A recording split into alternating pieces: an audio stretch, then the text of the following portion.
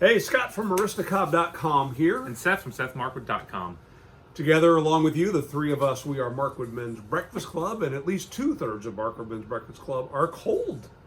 By the way, chilly. I forget who it was. I appreciate somebody posted a link to myweeninyourmouth.com spelled.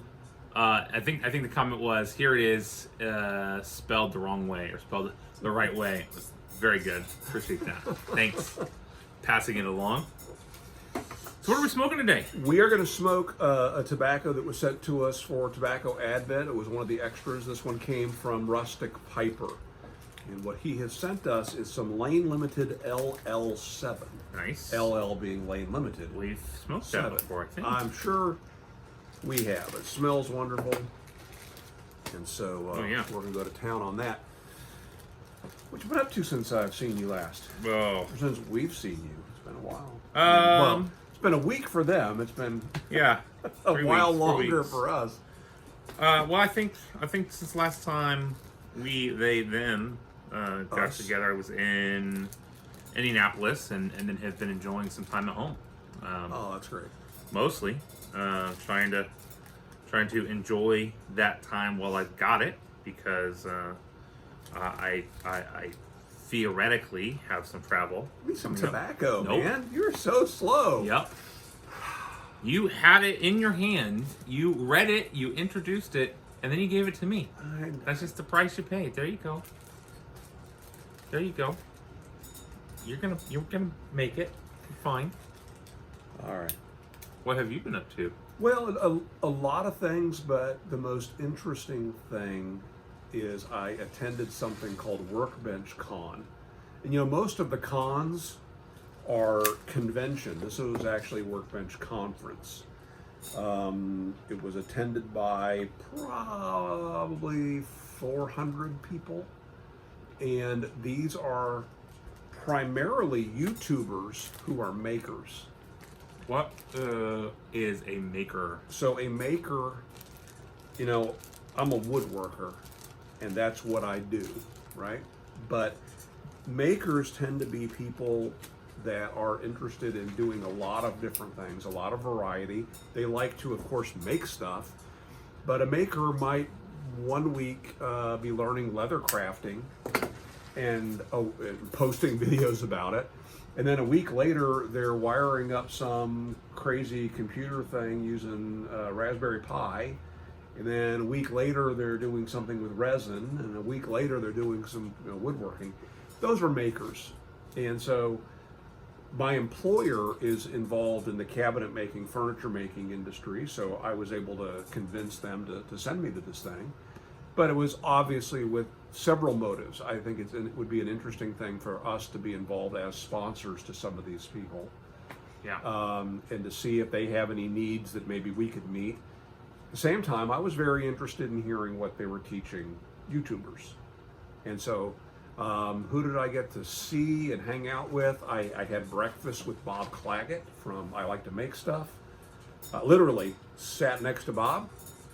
After all the crap I just got about give me the tobacco, give me the tobacco, give me the tobacco. Smells great. Look over and see him holding the tobacco in, unlit. It's going to go out as I talk about this. It might.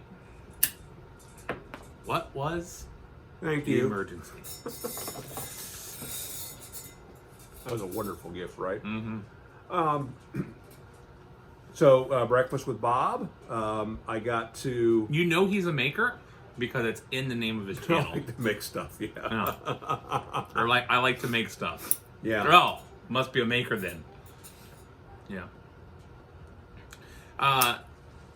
Jimmy DiResta, who was one of the keynote speakers, but he also was working with Izzy Swan, the guy that makes all the cool, funky doodads that run on cordless drills. So got to see Izzy. Who you have met before and Been with a in couple his of shop. times, Yeah, had lunch with him one time. So yeah, really, I love Izzy. I think he's just got an amazing mind. Jocko from Jocko whatever. I got to hang out just a brief while with Matt Cremona. Matt is all about, he built a giant bandsaw mill. Giant bandsaw mill that he can slab his own lumber out of trees. That's cool.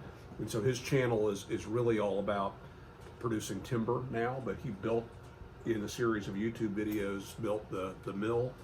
The Wood Whisperer, Anne of all trades, who your brother-in-law worked for a time before she left the state of Washington. Yeah. Did you bump into Wood Wishes? I saw the Wood Whisperer. Ah, yeah. It's close, but not the same, huh? Yeah. Did you whisper a wood wish? Paul Jackman did a really fun course or presentation. Anyway, it was all in all, it was really a fun experience. I don't know that I would say that as if you were just a YouTuber with a YouTube channel, I don't know that there would have been enough value going just to learn about YouTube. If you're a woodworker, I don't know that there was enough content to just go if you're only a woodworker. If you're a metal worker, there was a company there showing welding equipment, and outside you could go out and weld a few things. But that was it. None of their competitors were there, so you couldn't have seen any variety. Right. One of the big vendors and sponsors was Home Depot, so they actually had almost a little Home Depot inside of this event. Huh. So it really is, properly named an event for makers, people that both are interested in doing the woodworking, metalworking, etc., and like to make it on YouTube and make videos, and that cross section where the people that I would say are doing 100% of them were YouTubers. Yeah. And or then, aspiring and YouTubers. then or aspiring, and 100% of them are YouTubers that are making things on their channel. Some are doing do-it-yourself channels. Some are doing, watch me make something cool channels. I sat and had dinner with a gentleman and his wife. He was probably my age, so let's say mid-50s, and he makes wooden signs. And his dad started a sign making business when he was like 15 or 16 years old, and he pulled out a picture of himself with his dad, him routing a sign. And now, mid-50s, since a teenager, he's only been a sign maker. That's all this guy has done. And years ago, they made a VHS tape that they were selling, and that was primarily to promote that they were bringing in or producing some router bits for sign making, and they wanted to sell these router bits. And they thought, well, let's do a do-it-yourself video to promote that. And it sold and it sold and it sold until it stopped selling because the internet came along, and also enough of their product and technique had changed that the video no longer was accurate. Right. So he convinced his dad, why don't we do like an appendix video? Let's post a video on YouTube and fill them in on the latest things that we've learned about sign making, and that way we can get a little bit more life out of the videotape sales and do this. So it's now probably 10 years later, and they're putting out regular YouTube videos. And like me, he thought that he was going to make maybe 10 videos. He's got hundreds of videos. Cool. Really, really nice guy, neat business. And his wife was entertaining. She paints and does some other crafts and things. And sometimes she's doing stuff with him with the signs, and sometimes she's doing her own thing. That's neat. Yep. So I enjoyed it. I would go again, but I think my employer would have to figure some way to be involved in that world. Otherwise, it doesn't make any sense for them to pay for it. Yeah, there are, of course, a number of different ways to do that, either through sponsoring videos, through selling to that crowd and being their hardware supplier, so that it could be approached a number of different ways. Yeah. We've discussed and have looked into the option or possibility of having midstream, not not the YouTube mid-roll ads, but like ad reads for sponsored video or podcast as well. Now, when you say that, you're talking about where the host of the show would stop and say, hey, just a quick word about our sponsor, as opposed to a break in the action. Here's a, yeah. That carries more weight because their fans appreciate this person's insight, and it's kind of validating your message. And you're supporting the creator more directly. You're probably, I assume, from the business side, it's actually less expensive, and you get more ROI to do it that way. And return on investment. Yeah, my thought with this is really to bypass the big guys and go for the really small, local, regional guys. You know, the people that are very niche and that are related. So that's something that we're still open to pursuing, but there's a lot that goes into something like that, because someone has to write a copy strategy and someone has to develop the program and manage those relationships, and who does all of that? I sat down with the director of marketing at my company and kind of walked him through what I experienced, how I interacted with people and so on. And I said, you could pay Jimmy DeResta, $20,000, $30,000, $40,000 for one video that could get hundreds of thousands of views, and over time, an awful lot of views. Or you could take that same money and divide it up between 10, 20 makers, share it out there, invest it in product that you're going to give them to try out. One thing that the YouTubers have figured out, though, is they figured out that just sending somebody a free something is no guarantee they're going to use it, no guarantee they're going to love it. And so you're really better off putting some money in their pocket and then saying, now we'd love for you to maybe visit our showroom in New York, and also many of them end up with a PO box overflowing with free stuff. I can't tell you how many YouTubers I watched who opened boxes from 8 months ago. Wrangler Star or Casey Neistat used to do it all the time. Gosh, yeah. Wrangler Star just the other day was like, this is something that has been sitting in the back room for 10 months. It's really cool. Well, if you're a business and you're banking on that getting promotion out there, it's not the way to do it. Yeah, exactly right. Yeah, you're far better off too if that person stumbles across it at their local woodcraft store and says, wow, that's really innovative, that's cool. Right. So. Yeah, well, that's neat. Yeah. One problem we have is we sell hardware to Woodcraft and Rockler and a bunch of resellers, but it's typically not branded with our company's name. And so I'm not sure that even those folks who are using our product necessarily know they're using our product. Yeah.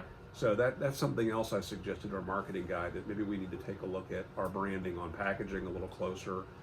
And as we work with those resellers, do what we can to help them out with signage and things.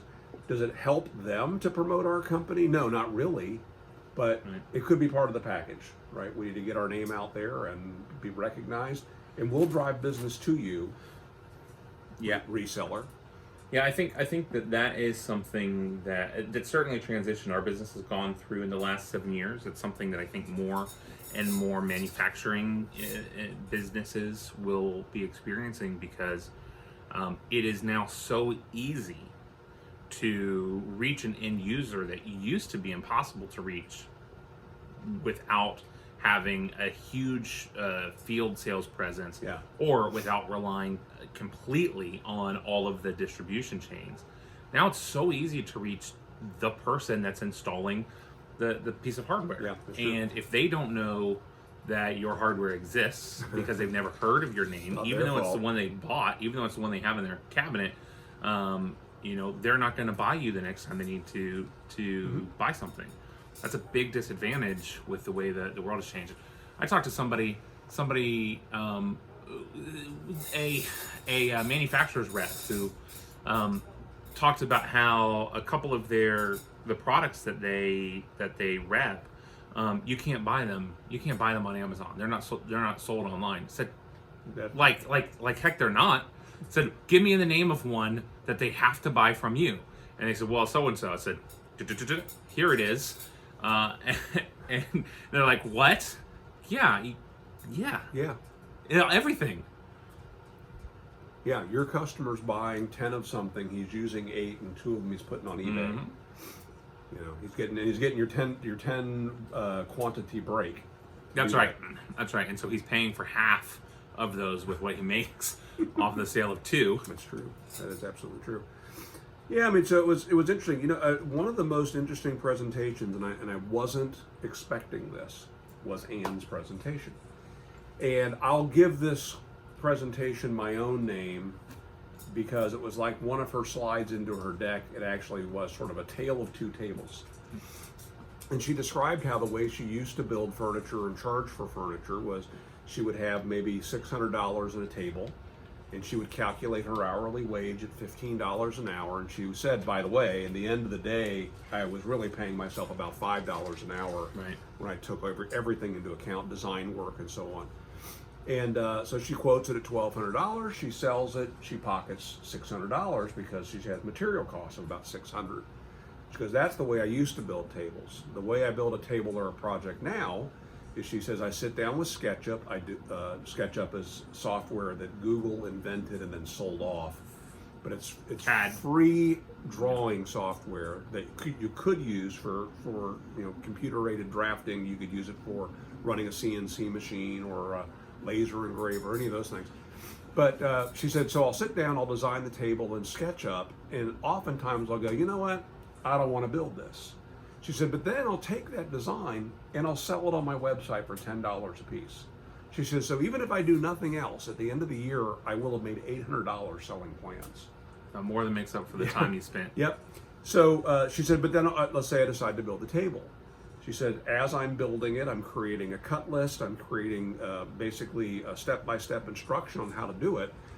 And without any prompting, I am writing a magazine article. And she said, I will reach out to the various magazines and offer them, is this something that you'd be interested in publishing? She says, whether or not they choose to buy it from her, she will kind of dumb it down a little bit, and it's a blog post. Right. She trims it down some more. It goes into her social media feeds as tweets and as Instagram photos. She's taking photos all along the way, and those become, she posts about 6 photos a day on Instagram. Wow.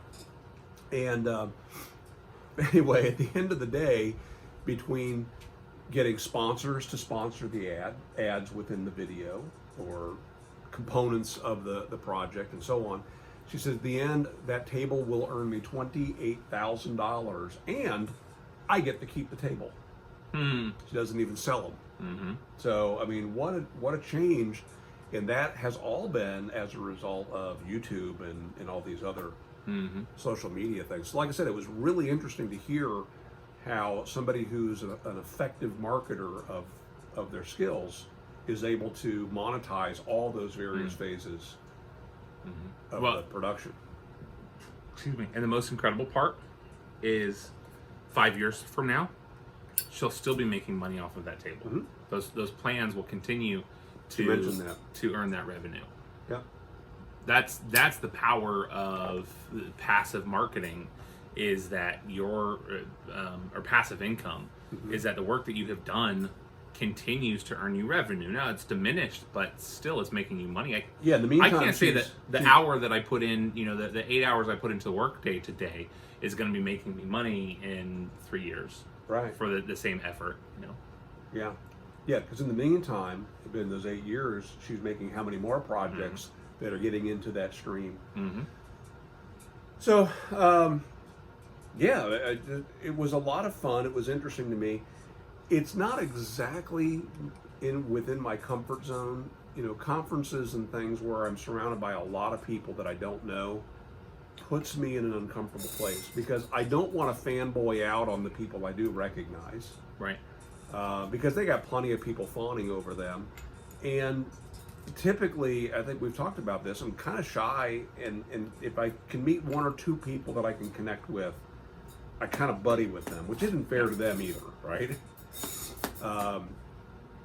And I'd love to break out of that, but I find myself doing that even at events that, I'm there representing my company. This weekend I'm going to an event for the Architectural Woodwork Institute, and I really have to push myself to break out of myself and go represent my employer. Yeah. And yeah, it's funny. I find myself in the same situation. And it's interesting. We do these events where we've got it's just basically networking, over dinner and drinks and whatever else. And one of our coworkers came along on a couple of these, and he's a connector and includer, right? So he's the kind of person that comes up, and within moments there's a group of 6 people gathered around, and it's almost like a blob that as the evening rolls on, he keeps collecting more people Is David?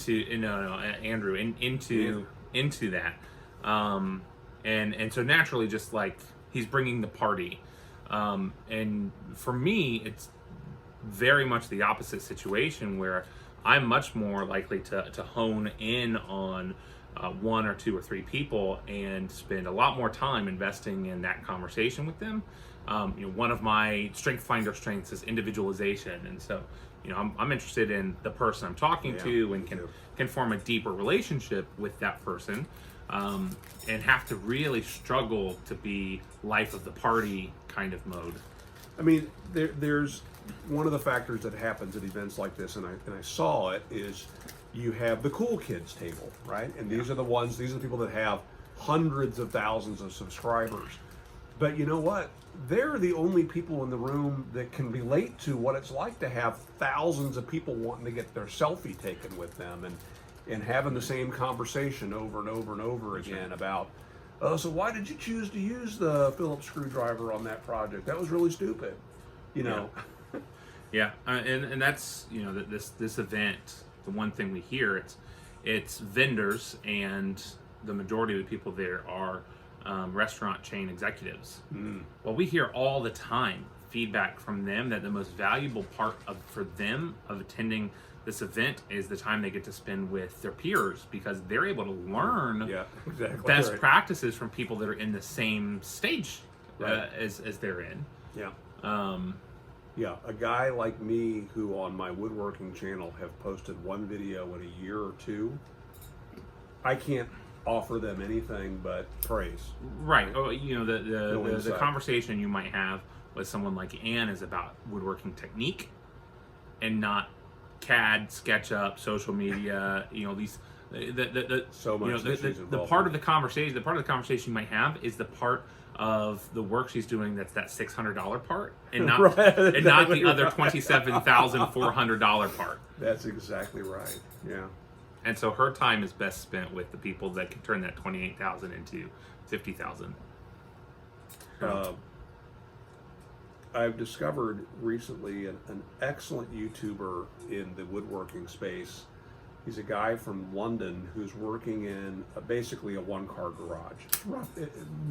By its dimensions in America, I would say it would be equivalent to a 1-car garage.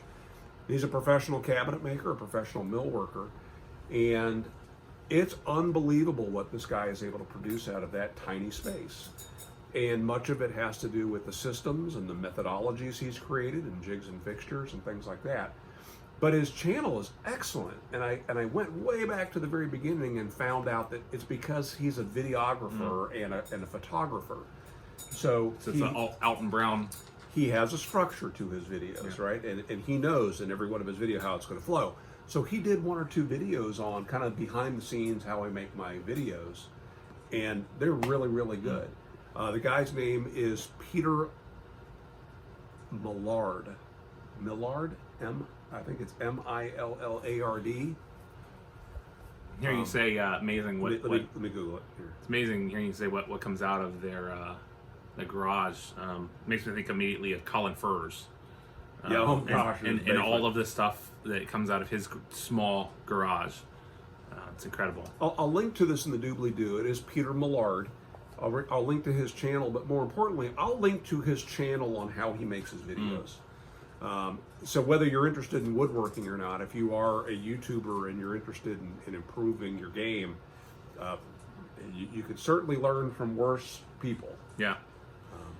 Would be good. I think for the sake of time, we should probably, if we're going to talk about that one thing, we should probably talk about it now since it's the most timely, and then just leave it. I was going to hint at it. Oh, well, that's fine. You know, the one thing I was not worried about was the coronavirus. And that's because your event was 3 weeks ago, right? Correct. Yes. Yeah. So, yeah, we kind of wanted to talk about that. I don't know. Should we talk about it next week? We really are. It's not going to be as timely. We're long for time, but I mean, it's affecting us, right? Yeah. So both of us having travel upcoming, there's big question marks on what's going to happen to the travel that's supposed to be scheduled, what's going to happen to additional travel.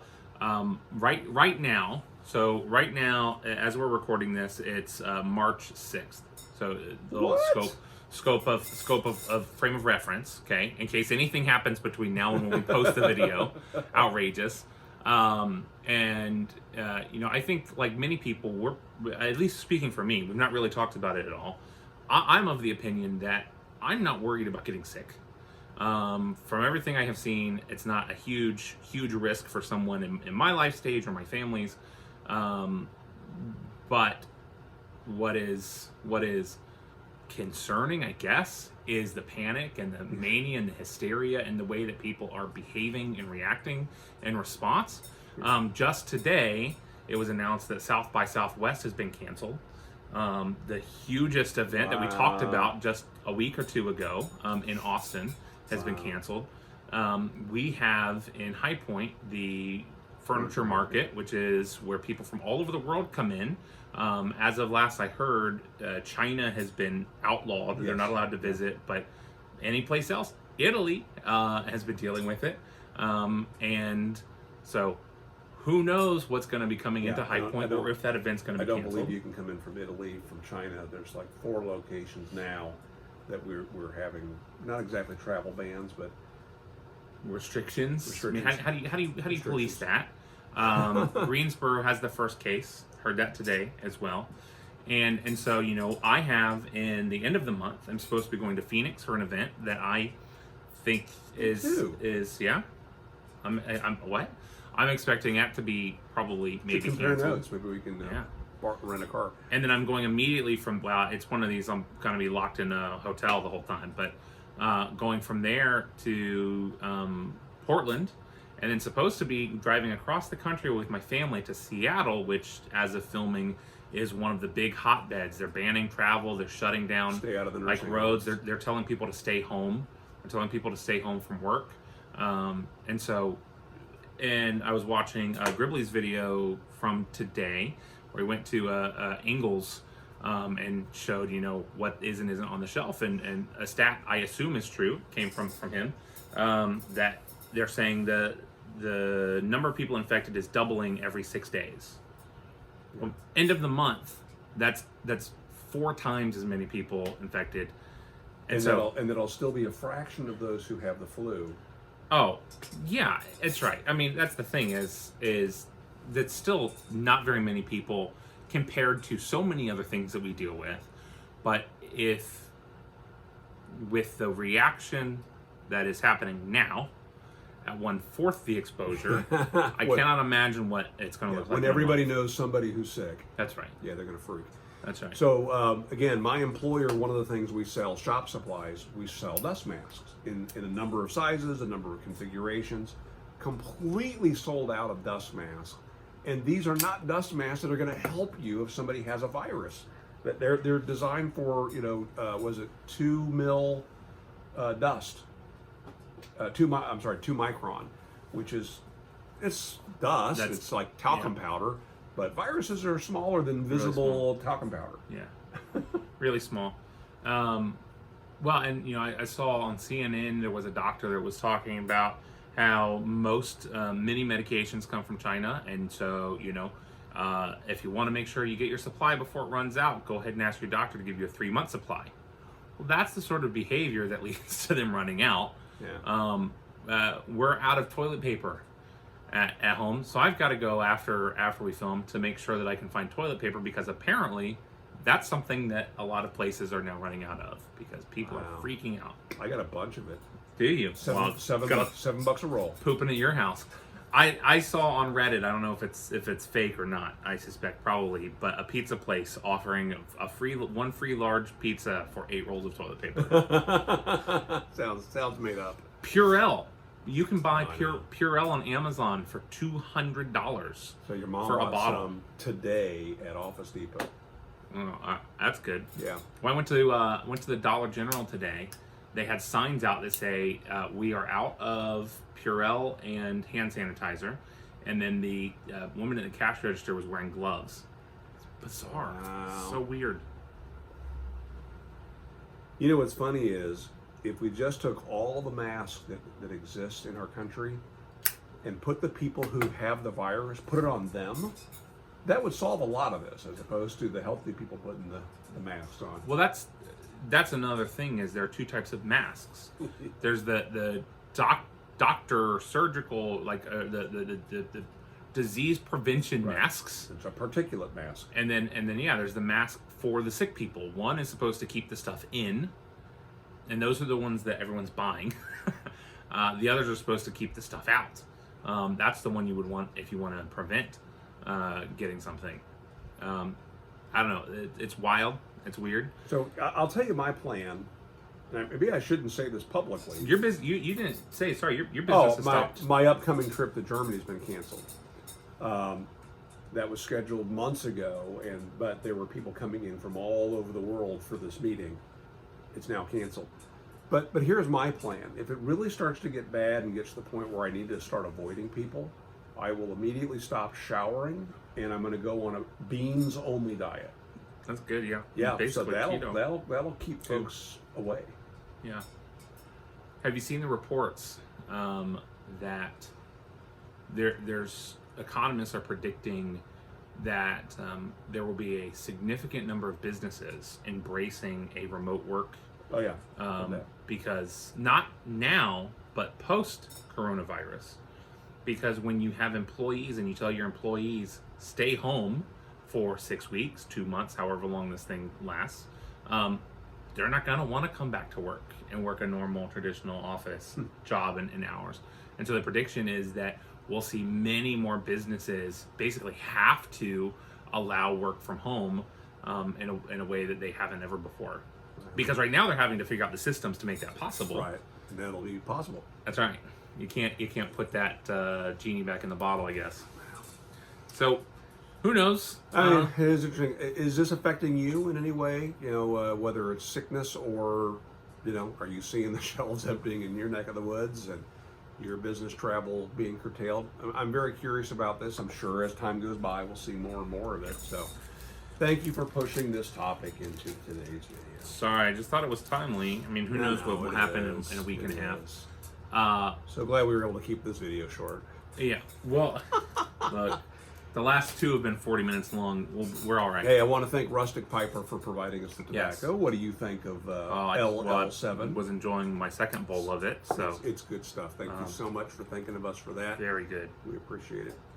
All right, we're going to wrap it up. Hey, guys, make it a great week, and we'll see you again next week. See ya.